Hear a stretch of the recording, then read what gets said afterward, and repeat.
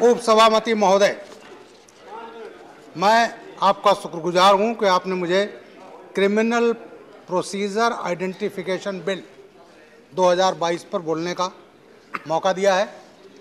अभी मैं इस अगस्त हाउस के वक्ताओं के चर्चाएं सुन रहा था। मैं बोलना चाहता हूं, थोड़ा मुझे समय दिया जाए। एक पुलिस अधिकारी का जिसने 37.5 बरस वर्दी पहनी, और मैं जो बोलूँगा वो केवल तथ्यों पर बोलूँगा।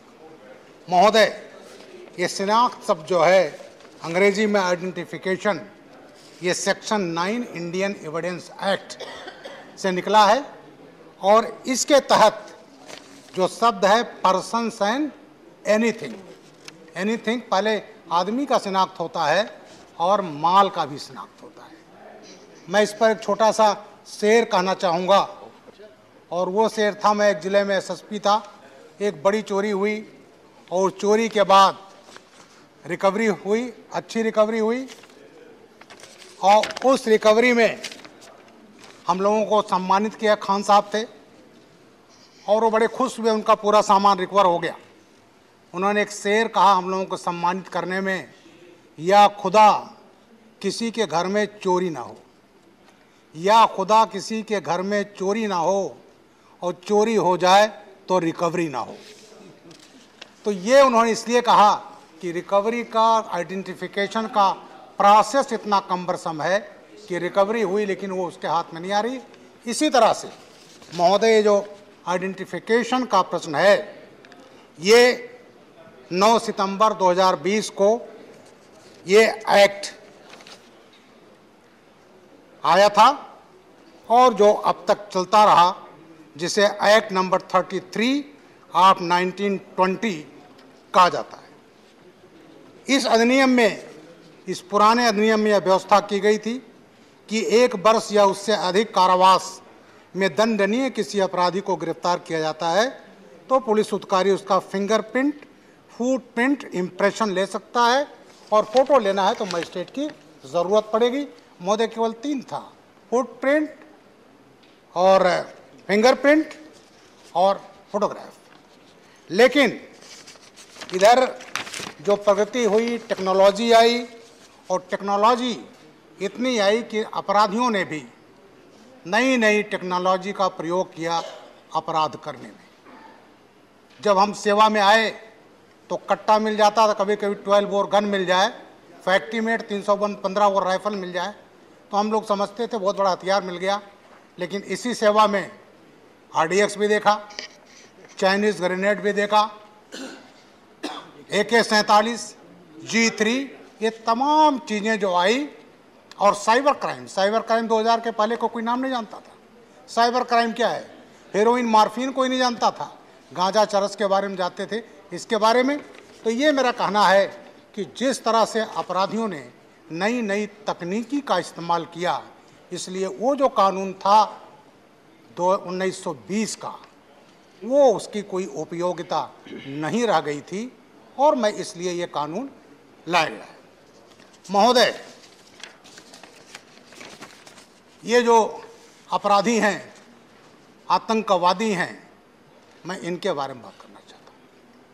महोदय, मैं कुछ घटनाओं का जिक्र करना चाहूँगा, और उसमें किस तरह से इस देश को टेरराइज किया गया।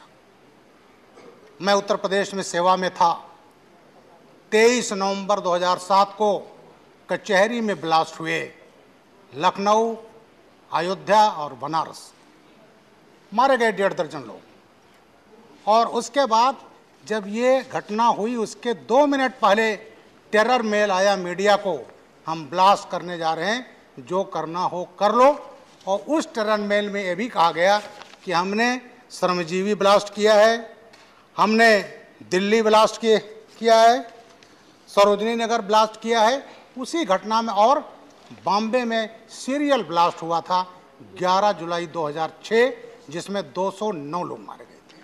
महोदय, ये ऐसी घटना थी जिसने हिला कर रख दिया था, और वो टेरर मेल लिखित में आया और उससे पूरे देश को हिलाने का प्रयास किया गया। अभी मैं अपने कुछ मित्रों का सुन रहा था और ये कहा जा रहा था कि साहब इसका मिसयूज होगा।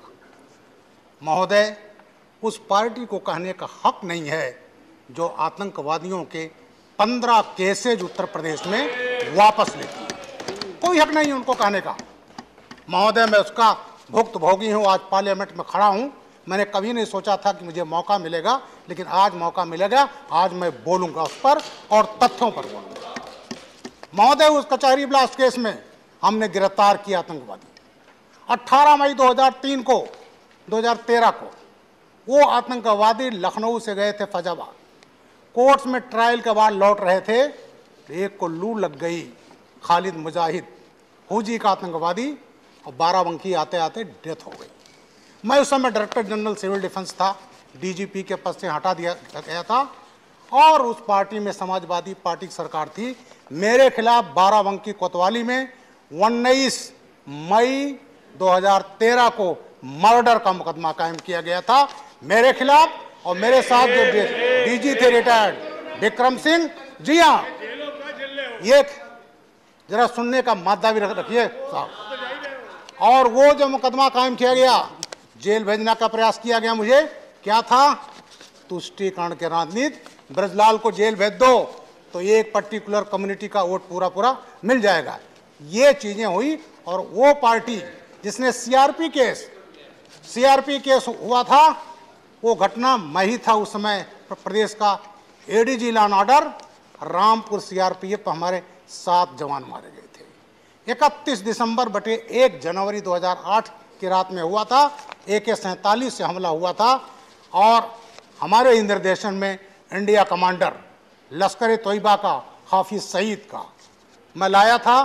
दोनों पाकिस्तानी फिदाइन मोहम्मद फारूक, इमरान, लोकल मैन, और ला करके हमने चार्जशीट लगाई। RDX मिला, AK-47 मिला, और वो जो समाजवादी पार्टी सरकार आई तो उस केस को भी वापस लिया गया। मैं हाई कोर्ट इलाहाबाद को मैं सलाम करता हूं। हाई कोर्ट ने जानते क्या कहा था? महोदय, आप कौन होते हैं केस वापस लेने वाले? आप कौन कह रहे हैं कि निर्दोष है? दोषी और निर्दोष तय करेगा कोर्ट। और इलाहाबाद हाई कोर्ट का एक कमेंट था कि आज आप केस वापस ले रहे हो, कल को उनको पद्म विभूषण दे दोगे। ये इलाहाबाद हाई कोर्ट का था। और वो सीआरपीएफ अटैक का केस जो सरकार ने वापस लिया था, उसमें 4 को फांसी की सजा हो गई, 1 को आजीवन कारावास हो गया, 1 को 10 साल से। तो महोदय, ये जो बात करते हैं कि दुरुपयोग होगा, फला होगा, इनको ये दुरुपयोग और सदुपयोग कहने का कोई हक नहीं है। तो ये जो टेक्नोलॉजी बढ़ी तो ऐसे उसकी ज़रूरत थी, क्योंकि अभी मैं देख रहा था एक साहब ने कहा कि बड़ा दुरुपयोग होगा दिल्ली के। महोदय, इसमें कुछ ऐसी पार्टियां हैं जिन्होंने याकूब मेमन और अफजल गुरु को फांसी जब सजा दी गई तो उस फांसी को सजा को रोकने के लिए रात में सुप्रीम कोर्ट का दरवाजा खटखटाया गया। वो पार्टियां आज का कह रही हैं दुरुपयोग होगा।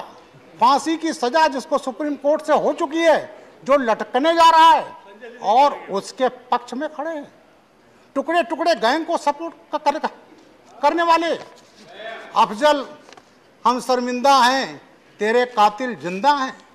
सुप्रीम कोर्ट ने निर्णय दिया इस पार्लियामेंट पर अटैक का महोदय, और पार्लियामेंट अटैक के जब होता है उस मुलजिम को सजा होती है, तो ये पार्टियां तमाम ऐसी हैं जो दस्तखत करके रात में सुप्रीम कोर्ट का दरवाजा खटखटाया गया था उनको छुड़वाने के लिए। इसलिए महोदय, ये जो कहा गया दुरुपयोग होगा, ये दुरुपयोग नहीं, वो पार्टियां बोल रही हैं जो हमेशा इसका दुरुपयोग करती रही।